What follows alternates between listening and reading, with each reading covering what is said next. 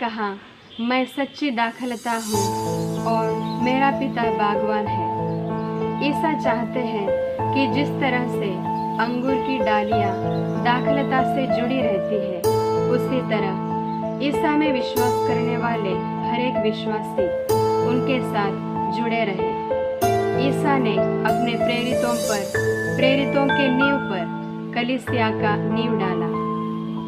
तो ईसा चाहते हैं कि इस कलीसिया के हर एक सदस्य ईसा में जुड़े रहें और उनके कार्यों में, उनके विश्वासों में बढ़ते रहें। तो प्यारे दोस्तों, आज हम देखने जा रहे हैं हमारा 11वां पाठ, जिसका नाम है कलीसिया एकमात्र है। तो पहले हम देखते हैं कलीसिया विश्वासियों का एकता का भाव।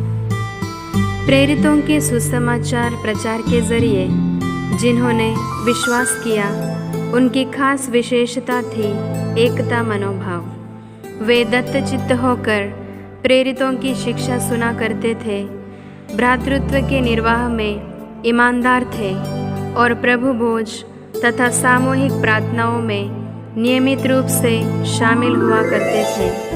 उनके एकता के भाव के लिए यूनानी भाषा में कोइनोनिया शब्द का प्रयोग होता है। इसके बाद हम देखते हैं विश्वास में एकता। ईसा द्वारा प्रकट किए गए त्रिएक ईश्वर पिता, पुत्र, पवित्र आत्मा में है हमारा विश्वास। पिता ने पुत्र को हमारी मुक्ति के लिए संसार में भेजा। पुत्र ने अपने में जो चरितार्थ की और पवित्र आत्मा द्वारा पूरी की, उस मुक्ति में है हमारा विश्वास। इस प्रकार कलीसिया की सभी संतानें एक ही विश्वास में भागीदार होती है। इसके बाद हम देखते हैं संस्कारों में एकता।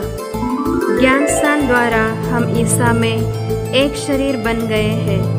हमारा पालन पोषण, पवित्र बलिदान और अन्य संस्कार करते हैं। जैसे प्रेरित संत पौलुस कहते हैं, वह आशीष का प्याला जिस पर हम आशीष की प्रार्थना पढ़ते हैं, हमें मसीह के रक्त के सहभागी बनाता, तथा वह रोटी जिसे हम तोड़ते हैं, हमें मसीह के शरीर के सहभागी बनाती है।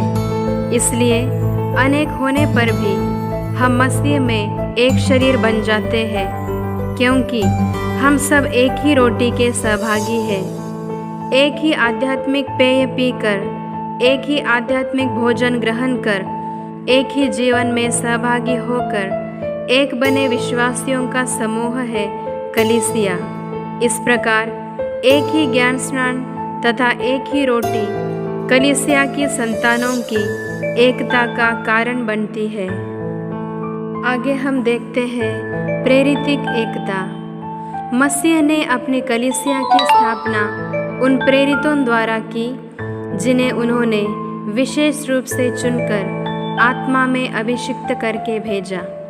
मसीह ने ऐसा किया कि प्रेरितों तथा उनके उत्तराधिकारियों द्वारा कलीसिया की अगुवाई, उसका पवित्रीकरण एवं शिक्षण हो।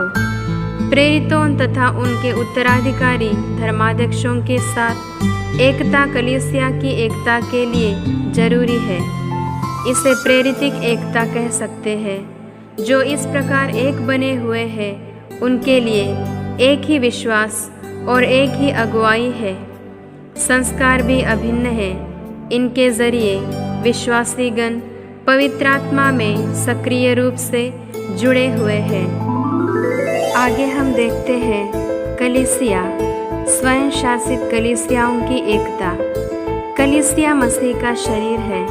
कलीसिया में विश्वासीगण एक ही परमाधिकार के अधीन अलग अलग स्वयं शासित कलीसिया के सदस्य होते हैं। इन कलीसियाओं का आपसी संबंध एवं एकता प्रशंसनीय है। विविधता कलीसिया की एकता को नहीं तोड़ती, बल्कि उसे दृढ़ बनाती है। आगे हम देखते हैं हमारी पूजन विधि। यह 6 अलग अलग प्राचीन परंपराएं जारी रखने वाली है। ये कलीसियाएं, उनमें अर्मेनियन, अलेक्जेंड्रियन, बाइजेंटाइन, एंटियोकियन और असीरियन पूर्वी है तथा रोमन लतीनी पश्चिमी है। आगे हम देखते हैं सिरो मलबार कलीसिया। भारत में मार्थोमा मसीही वे लोग हैं जो प्रेरित संत थॉमस से सुसमाचार की ज्योति स्वीकार कर पहली सदी में ही मसीही विश्वास में आ गए। मार्थोमा मसीहियों की इस विश्वास परंपरा को सिरो मलबार कलीसिया शुरू से लेकर जारी रखती है। सिरो मलबार कलीसिया ने पूर्वी सीरियाई पूजन पद्धति को देश की संस्कृति को ध्यान में रखते हुए अपनाया है। सिरो मलबार कलीसिया और कल्दाया कलीसिया पूर्वी सीरियाई पूजन पद्धति का उपयोग करती है। रोमी साम्राज्य के बाहर ही ये कलीसियाएं विकसित हुई, फिर भी पेत्रुस के सिंहासन के साथ वे संबंध एवं एकता रखती है। कैथोलिक कलीसिया में सिरो मलबार कलीसिया का अपना निजी व्यक्तित्व एवं अपनी परंपरा है। विश्वास, संस्कारों एवं प्रशासनिक कार्यों में सार्वत्रिक कलीसिया के साथ एकता में वह जुड़ी हुई है। तो प्यारे दोस्तों, इस पाठ में हम यही सीखते हैं कि हम अलग अलग सदस्य होते हुए भी एक ही अंग के सदस्य हैं, यानी कलीसिया के सदस्य हैं। इसके लिए हमारी कलीसिया एकमात्र है। हम अलग अलग हैं, लेकिन कलीसिया एक ही है।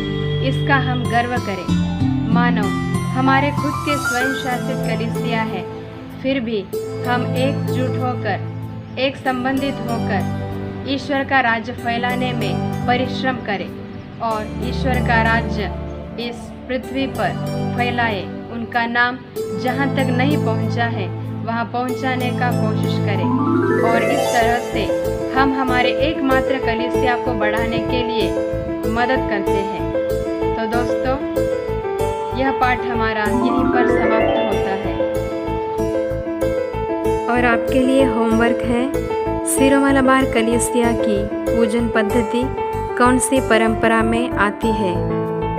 इस सवाल का जवाब आपको ढूंढना है। ठीक है, बाय बाय।